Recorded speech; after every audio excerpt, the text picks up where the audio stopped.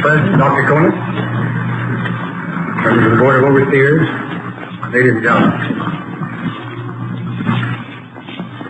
I'm profoundly grateful, touched by the great distinction and honor and great confidence accorded me by the authorities of Harvard this morning. I'm overwhelmed, as a matter of fact, and I'm rather fearful of my inability to maintain such a high rate that you've been generous enough to accord to me. These historic and lovely surroundings, this perfect day, and this very wonderful assembly, it is a tremendously impressive thing to an individual in my position. But to speak more seriously,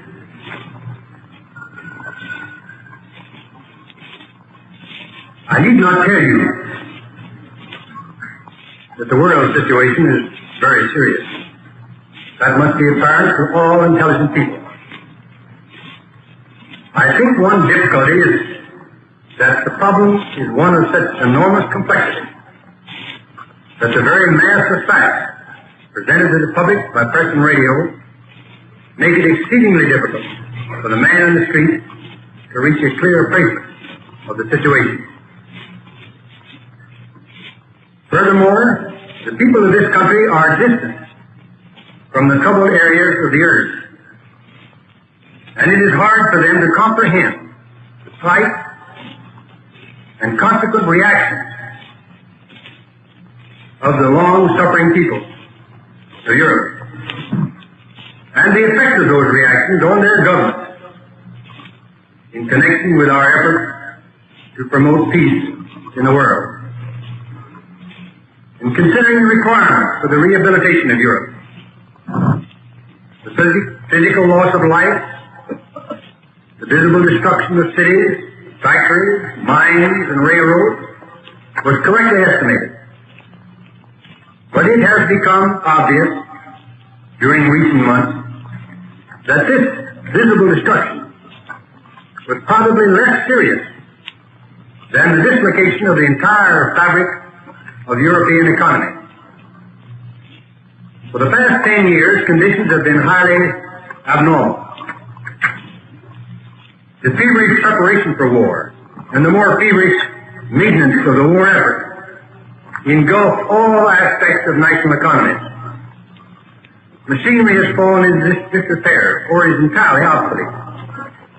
Under the arbitrary and destructive Nazi rule, virtually every possible enterprise was geared into the German war machine. Long-standing commercial ties, private institutions, banks, insurance companies, and shipping companies disappeared through loss of capital, absorption through nationalization, or by simple destruction. In many countries, confidence in the local currency has been severely shaken. The breakdown of the business structure of Europe during the war was complete. Recovery has been seriously retarded by the fact that 2 years after the close of hostilities,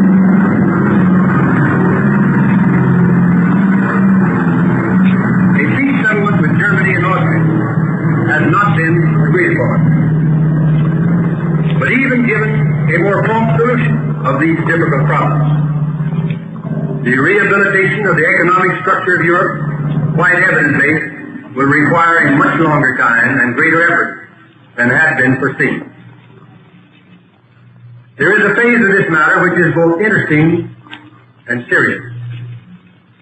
The farmer has always produced the foodstuff to exchange with the city dweller for the other necessities of life.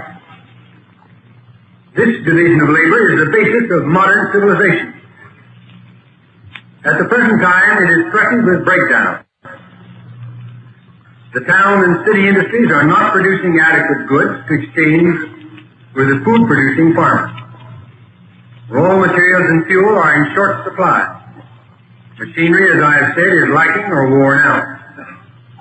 The farmer or the peasant cannot find the goods for sale which he desires to purchase. So the sale of his farm produce for money, which he cannot use, seems to him an unprofitable transaction. He therefore has withdrawn many fields from crop cultivation and is using them for grazing. He feeds more grain to stock and finds for himself and his family an ample supply of food. However short he may be on clothing and the other ordinary gadgets of civilization. Meanwhile, people in the cities are short of food and fuel, and in some places approaching the starvation limit. So the governments are forced to use their foreign money and credit to procure these necessities abroad. This process exhausts funds which are urgently needed for reconstruction. Thus, a very serious situation is rapidly developing which bodes no good for the world.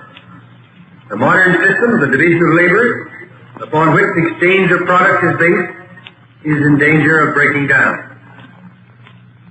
The truth of the matter is that Europe's requirements for the next 3 or 4 years of foreign food and other essential products, principally from America, are so much greater than her present ability to pay that she must have substantial additional help or face economic, social, and political deterioration of a very grave character.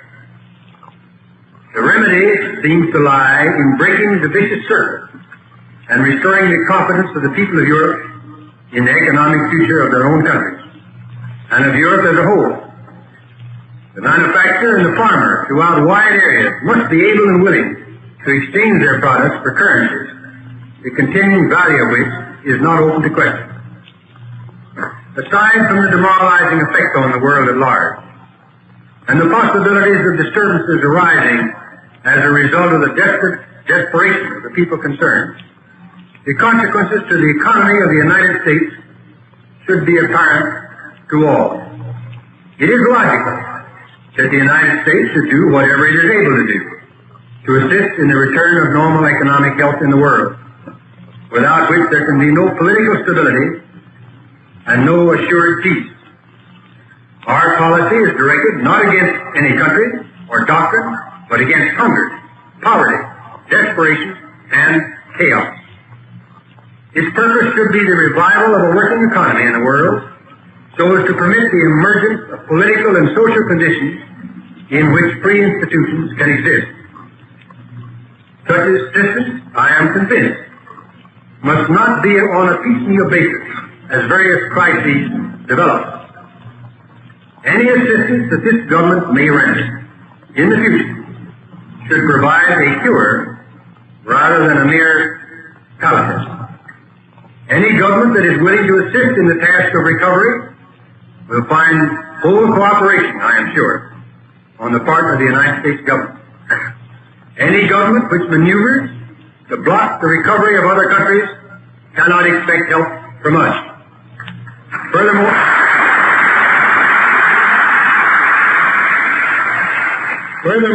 governments, political parties, or groups which seek to perpetuate human misery in order to profit therefrom politically or otherwise will encounter the opposition of the United States.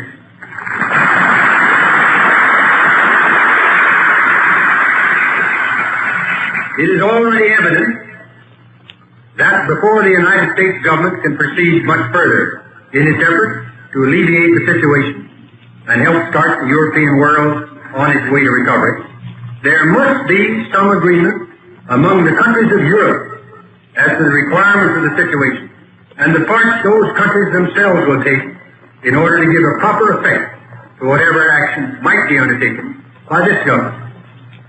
It will be neither fitting nor efficacious for our government to undertake to draw up unilaterally a program designed to place Europe on its feet economically. This is the business of the Europeans. The initiative, I think, must come from Europe. The role of this country should consist of friendly aid in the drafting of the European program and of later support of such a program, so far as it may be practical for us to do so. The program should be a joint one, agreed to by a number, if not all, European nations. An essential part of any successful action on the part of the United States is an understanding on the part of the people of America of the character of the problem and the remedies to be applied. Political passion and prejudice should have no part. With foresight and a willingness on the part of our people to face up to the vast responsibilities which history has clearly placed upon our country, the difficulties I have outlined can and will be overcome.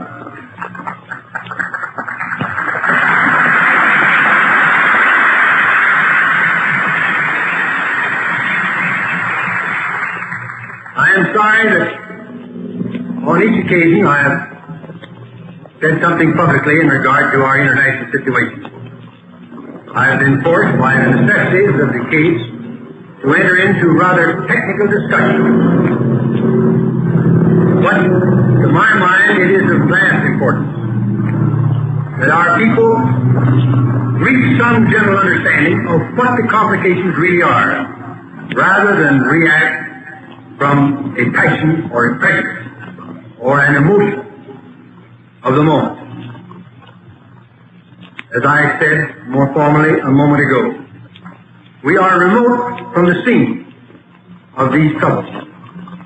It is virtually impossible at this distance, merely by reading or listening or even seeing photographs and motion pictures, to grasp at all the real significance of the situation.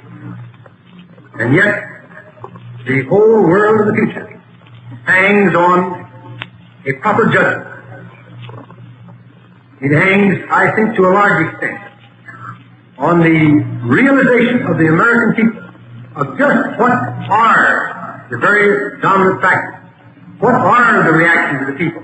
What are the justifications of those reactions? What are the sufferings? What is needed? What can best be done? What must be done?